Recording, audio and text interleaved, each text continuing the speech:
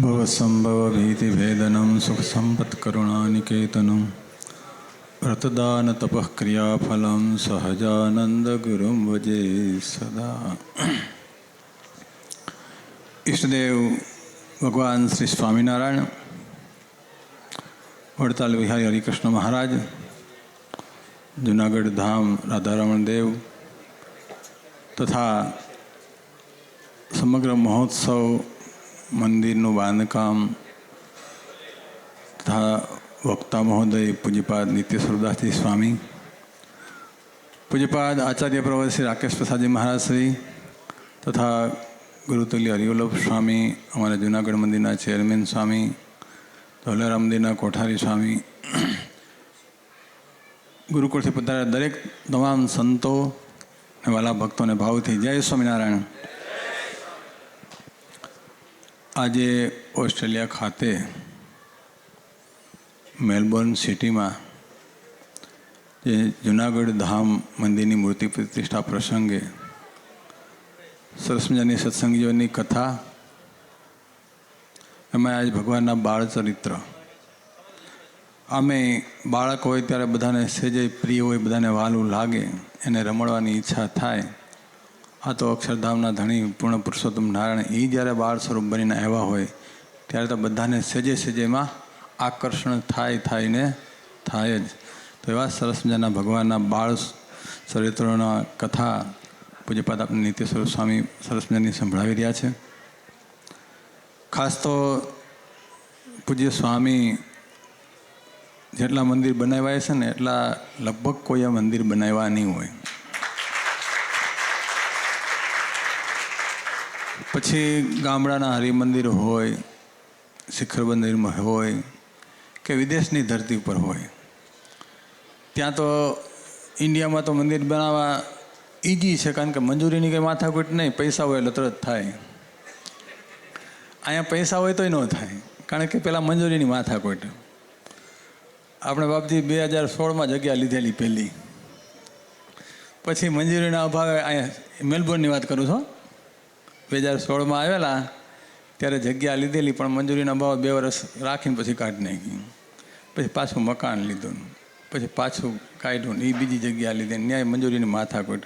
અહીંયા સ્વામીએ ઘણા સંઘર્ષ પછી 8 વર્ષની તપસ્યા પછી અહીંયા મંદિરની મંજૂરી મળી છે, અને આ પ્રતિષ્ઠાનો માહોલ આ જગ્યા ઉપર છે. બાકી અહીંની સરકાર કાંઈ આ રીતે ઉત્સવ કરવા ન દે, બહુ અઘરું છે, એટલે બહુ કઠણ છે. ને સ્વામી છે ને એવા સાહસિક છે, હિંમતવાળા છે કે જે કઠણ કામ હોય ને એ જ હાથમાં લે.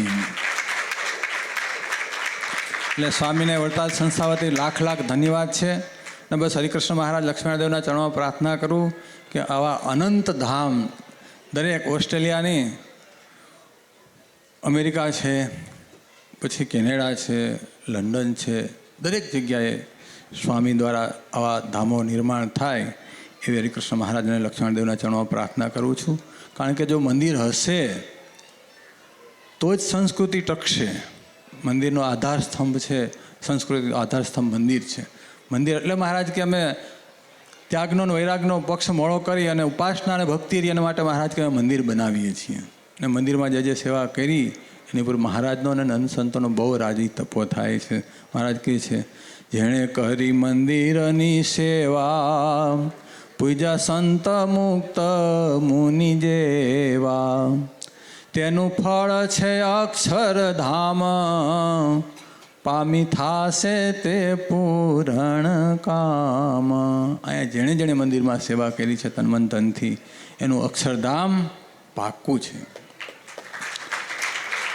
કારણ કે મહારાજને આ બહુ ગમતી વાત છે. મહારાજ પોતે જાતે 6 મંદિર અક્ષરધામ તુલ્ય જેવા બનાવ્યા છે. નંદ સંતોએ અત્યારે કોઈ પણ પ્રકારના સાધનો નહીં, જાત મહેનત કરી, પૈસા નહીં, કાંઈ નહીં. એ જમાનામાં કેવા મોટા મંદિરોના નિર્માણ થયા. જે ગામડામાં જાય ગાડું દે, અપમાન તિરસ્કાર કરે, એ ગામમાં પણ સંતોએ મહેનત કરી અને મંદિર બનાવ્યા છે. તો મંદિર છે આપણી સંસ્કૃતિ છે, આપણી ધરોહર છે. એટલે મંદિર હશે તો જ તમે અહીંયા આવી અને સંસ્કાર પ્રાપ્ત કરશો. તમારા બાળકોની તમને ચિંતા બહુ હોય છે, તો એ બાળકો અહીંયા આવશે, સંતોની પાસે બેસશે, કથા વાર્તા સાંભળશે, તો એના જીવનમાં આપણી સંસ્કૃતિ, આપણા ભગવાન, એ એનામાં રેડા છે. માટે બહુ આ વિદેશની ધરતી ઉપર તો બહુ જરૂર છે. ઘણા હરિભક્તોની ઘણા વર્ષોની માગ હોય કે તમે અહીંયા આવો છો, અમે ત્યાં તમારા માટે સેવા કરીએ છીએ, પણ અમારું ને અમારા પરિવારનું શું, એના માટે કંઈક કરો. તો સ્વામીએ ને વડતાલ બોર્ડે બધાએ ખૂબ અત્યારે જ્યારથી મહારાજશ્રી ગાદી પર બેઠા પછી દર વર્ષે અલગ અલગ દેશોમાં વિદેશની ટૂર કરી ત્યાંના હરિભક્તોને ખૂબ પ્રોત્સાહન આપી અને ખૂબ સત્સંગની અભિવૃદ્ધિ કરી રહ્યા છે. અને મૂળ સંપ્રદાયનો પાયો છે એ અતિ મજબૂત કરી રહ્યા છે પૂજ્યપાદ નિત્ય સ્વરૂપ સ્વામી અને પૂજ્ય મહારાજશ્રી. એટલે જેટલા વંદન કરીએ એટલા ઓછા છે. બસ આજે શિક્ષાપત્રી જયંતિ છે, વસંત પંચમીનો બહુ પવિત્ર દિવસ છે. આજે મહારાજે અનંત જીવાત્માના કલ્યાણને માટે, સુખને માટે મહારાજે કરુણા કરી અને વડતાલમાં બેસી અને પોતે હાથે કલમ ઉપાડી અને મહારાજે આપણા શિક્ષાપત્રી ભેટ આપી છે. તો એ શિક્ષાપત્રી એ આપણી આચાર સંહિતા છે. શિક્ષાપત્રીમાં મહારાજે બધું જ જે કરવાનું છે એ બધું જ કીધું છે. એટલે શિક્ષાપત્રી પ્રમાણે આપણે રહીએ તો જ મહારાજ કે એ મારો છે. અને શિક્ષાપત્રી પરથી જેથી બહાર જાય એ મહારાજ કે મારે એને કાંઈ લેવા દેવા નહીં. માટે આજે આપણે દૃઢ સંકલ્પ કરીએ કે કોઈ ભગવાનની નાની મોટી કાંઈ આજ્ઞા લોપાતી હોય તો એ આજ્ઞા ભગવાનની પાળીએ. બહુ 212 શ્લોક નાની એવી શિક્ષાપત્રી છે. તો દરેક હરિભક્તો રોજ સવારમાં પાઠ કરતા હોય છે. તો બસ શિક્ષાપત્રીને આજ્ઞાના અનુસાર, ભગવાનની આજ્ઞા અનુસાર આપણું જીવન થાય. કારણ કે એ પ્રમાણે રહેશું તો મહારાજનો કોલ છે કે ધર્મ, અર્થ, કામ અને મોક્ષ આ ચારે પુરુષાર્થની સિદ્ધિ આ શિક્ષાપત્રી પ્રમાણે જે રહેશે એને સેજે સેજે થશે. તો બસ વિશેષ આજે જાજો નહીં કહેતા હરિકૃષ્ણ મહારાજ લક્ષ્મણદેવના ચરણોમાં પ્રાર્થના કરીએ કે પૂજ્ય નિત્ય સ્વરૂપ સ્વામીએ જે આ મહેનત કરે છે દેશ વિદેશની ધરતી ઉપર એને મહારાજ ખૂબ બળ આપે. અને આ આમાં જે હરિભક્તોએ તનમંધનથી મંદિરમાં, ઉત્સવમાં જે હરિભક્તોએ સેવા કરી છે એનું હરિકૃષ્ણ મહારાજ લક્ષ્મીનારાયણ દેવ સર્વ પ્રકારે મંગલ કરે. જય સ્વામિનારાયણ. अगर ये वीडियो आपको पसंद आया हो तो लाइक करें और शेयर करना मत भूलिए. सब्सक्राइब करें सरदार कथा चैनल को और बेल आइकॉन पर क्लिक करना मत भूलिए लेटेस्ट वीडियो सबसे पहले पाने के लिए.